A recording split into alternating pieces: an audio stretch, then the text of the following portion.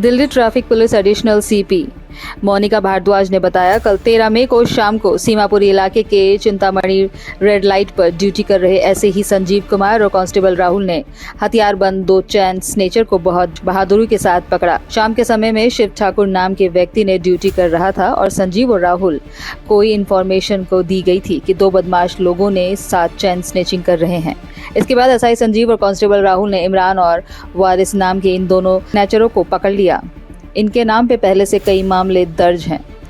Bike चोरी की थी और उस नंबर प्लेट का अलग अलग नंबर किया था। सीमापुरी थाने में दोनों के ऊपर केस दर्ज कर लिया गया है।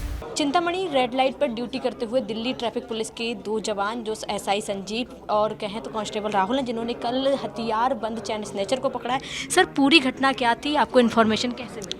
मैडम, हम चिंतामणि रेड लाइट पर चलान कर रहे थे शाम को, तो 2 पब्लिक के लोग आते हैं कि सर 2 बदमाश जिनके पास पिस्टल हैं पीछे से चैन खींचकर भाग रहे हैं, चैन चुरा के आ रहे हैं और आपकी तरफ आ रहे हैं। तो हमने बगैर देर करे हम सीधा वहाँ पर पहुँचे। जहाँ पर पहुँचते ही उसने बताया कि ये बाइक आ रही है जी। जैसे ही वो बाइक आ रही थी, हमने उसको रोकने का इशारा किया, जो नहीं रुका। तो मेरे कांस्टेबल राहुल ने उछलकर बाइक में लात मारी, जिससे वो गिर गए। गिरने के बाद मैंने जो पीछे बैठा था उसको काबू कर लिया, उसको गोली पकड़ लिया। मतलब वो मेरे साथ काफ़ी गुत्था हुआ। तो जैसे मैंने उसको पकड़ा, दूसरे ने फायर कर दिया। उसने कहा कि गोली मार। सर, ट्रैफिक पुलिस के पास एक्चुअली देखा जाता तो हथियार नहीं होते और ऐसे में वो हथियार वाले लोग थे। आपको कितना चैलेंजिंग लगा उनके साथ? नहीं मैडम, मुझे तो कोई चैलेंजिंग लगा। मैं तो हनुमान जी का भक्त हूँ, मैं तो हनुमान जी को मानता हूँ, तो मुझे तो ज़िंदगी मौत की कोई परवाह नहीं थी।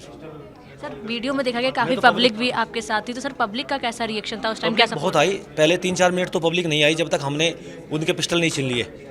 लेकिन जैसे पिस्टल छीन गए, फायर जब नहीं कर पाए, वो पिस्टल छीन लिए, तब हमारे पास पब्लिक का भी काफ़ी सपोर्ट हमें मिला। सर, उन्होंने आप लोगों के ऊपर गोलियां भी चलाई, उसके बाद भी आप लोगों ने उनका मुकाबला किया। सर, कितना टफ टाइम था? टफ तो होता ही है मैडम, टफ तो टाइम था, लेकिन हमें कोई ज़्यादा मतलब इस चीज़ की वो नहीं लगी। हमने जो अपनी ड्यूटी थी वो ड्यूटी निभाई। सर, आपके हाथ में ये जो चोट आई है, क्या ये भी उनसे मुठभेड़ की? हाँ, उन्हीं के दौरान जो हमारे साथ गुत्था हुए भिड़े हमारे साथ में, तो उसके दौरान में उन्होंने छोड़ने की कोशिश करी कि हम भाग जाएं, लेकिन हमने छोड़े। हमारे साथ कांस्टेबल राहुल भी हैं। राहुल, किस तरह से आपने उन लोगों का सामना किया? किस तरह से उन्होंने जब आप पे गोली चला दी उसके बाद भी आपने उनको पकड़ा? ऐसे सबसे पहले टैकल मैंने उनको इसलिए किया, वो जो हमें देख के जिग करने भागने की कोशिश की। मैंने उनकी बाइक को जो है किक कर दिया, उससे उनकी बाइक से गिर गए वो। उसके बाद जो है सर ने एक को पकड़ लिया, दूसरे ने हमारे ऊपर फायरिंग कर दिया।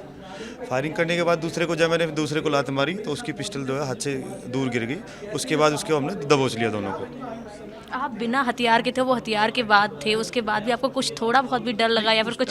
उस टाइम ऐसा पब्लिक ने आके हेल्प मांगी, तो बिल्कुल इस बात का सोचा ही नहीं हमने कि जो है वो हमारे ऊपर फायर भी कर सकते हैं। उस टाइम बिल्कुल भी डर नहीं लगा। कि पब्लिक भी पूरी पीछे भाग रही थी। कितना सपोर्ट पब्लिक का था? पब्लिक ने हमें काफ़ी सपोर्ट किया। जैसे हमने हथियार छीन लिया, तो उसके बाद पब्लिक ने उनको आगे दबोच लिया। पब्लिक ने बहुत सपोर्ट किया।